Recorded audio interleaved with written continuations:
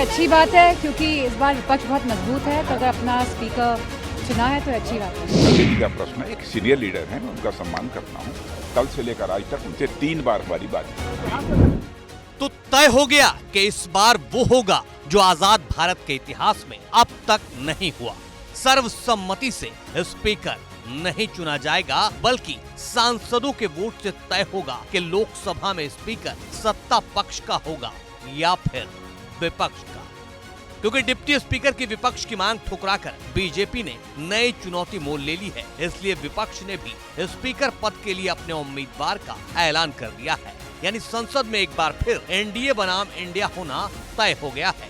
NDA ने 17वीं लोकसभा के speaker रहे ओम बिरला पर फिर से भरोसा जताया है। ओम बिरला को 18वीं लोकसभा के स्पीकर पद के लिए एनडीए ने उम्मीदवार बनाया है, जिन्होंने अपना नामांकन भी दाखिल कर दिया है। ओम बिरला से मुकाबले के लिए विपक्ष ने संयुक्त रूप से के सुरेश को अपना उम्मीदवार बनाया है, जो केरल से सांसद जो 18वीं लोकसभा में 8वीं बार सांसद चुने गए हैं। के सुरेश ने भी अपना नामांकन दाखिल कर दिया है। आजाद भारत में ये पहला मौका है जब लोकसभा के स्पीकर के लिए 26 जून को वोटिंग होगी। ऐसे में ये जानना जरूरी है कि आखिर ये नौबत क्यों आई। दरअसल विवाद की शुरुआत प्रोटेम स्पीकर पद को लेकर हुई। विपक्ष की दलील है कि वरिष्ठता के लिहाज से ये पद के सुरेश को मिलना चाहिए था, लेकिन एनडीए ने भर्तृहरि महताब को प्रोटेम स्पीकर बना दिया।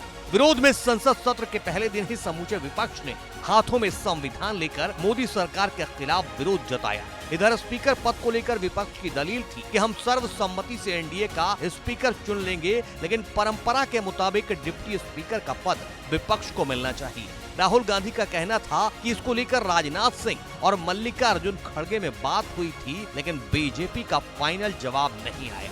पूरी ऑपोजिशन ने कहा है, हमने सबके सबसे बात की है, पूरे ऑपोजिशन ने कहा है कि हम स्पीकर को सपोर्ट करेंगे, मगर कन्वेंशन ये है कि डेप्यूटी स्पीकर ऑपोजिशन को मिलना चाहिए।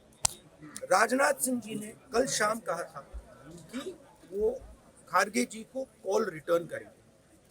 अभी तक राजनाथ सिंह जी ने खारगे जी का कॉल रिटर्न नहीं किया। नरेंद्र मोदी जी कोई कंस्ट्रक्टिव कोऑपरेशन नहीं चाहते हैं, क्योंकि कन्वेंशन है कि डेप्यूटी स्पीकर ऑपोजिशन का होना चाहिए। और हमने कहा है, पूरे ऑपोजिशन ने कहा है कि अगर कन्वेंशन फॉलो किया जाएगा तो पूरा समर्थन स्पीकर के इलेक्शन में हम देंगे। यही इनकी फॉर्मूला है, यही इनकी स्ट्रेटजी है और इनको ये बदलना ही पड़ेगा। जबकि इंडिया की तरफ से उम्मीदवार के ऐलान के बाद राजनाथ सिंह का कहना है कि उन्होंने कांग्रेस के राष्ट्रीय अध्यक्ष मल्लिकार्जुन खड़गे को 3 बार कॉल किया है।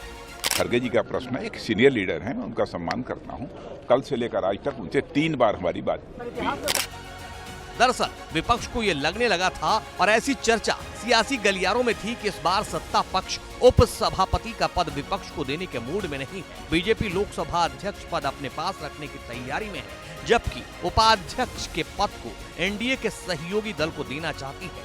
बस यहीं पर बात बिगड़ गई। खैर, तीर अब कमान से निकल चुका है। देश के लोकतांत्रिक इतिहास की परंपरा टूट गई है। देश में पहली बार स्पीकर पद के लिए चुनाव तय हो चुका है। 26 जून का इंतजार कीजिए। एनडीए बनाम इंडिया का मुकाबला संसद में भी जबरदस्त होने वाला है।